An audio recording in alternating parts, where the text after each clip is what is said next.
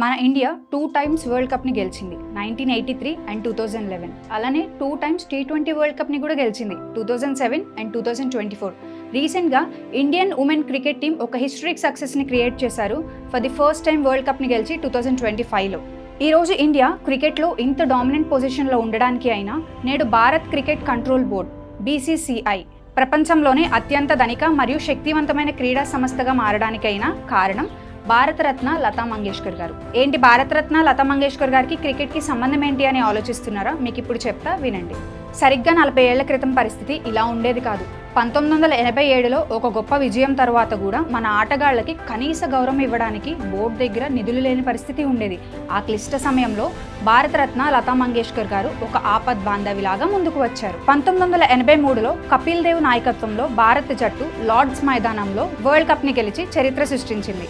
ఆ సమయంలో భారత్ బోర్డు ఎంత పేదరికంలో ఉంది అంటే గెలిచిన మన హీరోలకు తగిన బహుమతి ఇవ్వడానికి కూడా వారి దగ్గర నిధులు లేని పరిస్థితి. అప్పటి బోర్డు అధికారి NKP సాల్వే గారు ఈ సమస్యని ఎలా పరిష్కరించాలా అని ఆలోచిస్తున్నప్పుడు వారికి గానకోకిల లతా మంగేష్కర్ గారు గుర్తుకు వచ్చారు. లతా మంగేష్కర్ గారికి క్రికెట్ అంటే ప్రాణం.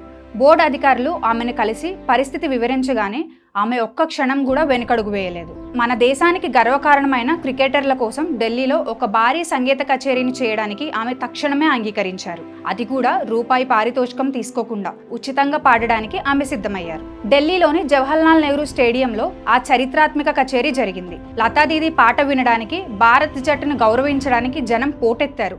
ఆ కచేరీ ద్వారా టికెట్ల రూపంలో భారీ నిధులు వసూలయ్యాయి. ఆ వచ్చిన సొమ్ముతో బోర్డు 1983లో విజేత జట్టులోని ప్రతి ఒక్క ఆటగాడికి 1 లక్ష రూపాయల నగదును బహుమతిగా అందజేసింది. నేటి కాలంలో అది చిన్న మొత్తంగా అనిపించవచ్చు, కానీ ఆ రోజుల్లో అదే పెద్ద అద్భుతం.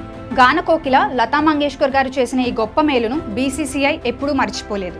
ఆమె చూపించిన ఈ ఉదారత కృతజ్ఞతకు భారతదేశంలో ఎక్కడ క్రికెట్ జరిగినా కూడా ఆమె కోసం మరియు ఆమె కుటుంబ సభ్యుల కోసం 2 VIP సీట్లను కేటాయించేది.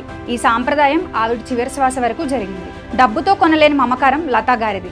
భారత్ క్రికెట్ ఈ రోజు ఈ స్థానంలో ఉంది అంటే ఆనాడు ఆమె తన స్వరంతో వేసిన పునాదే కారణం. తన వ్యక్తిత్వంతోనే కాదు, ఆమె కోట్లాది మంది భారతీయుల గుండెల్లో కూడా చిరస్థాయిగా నిలిచిపోయింది.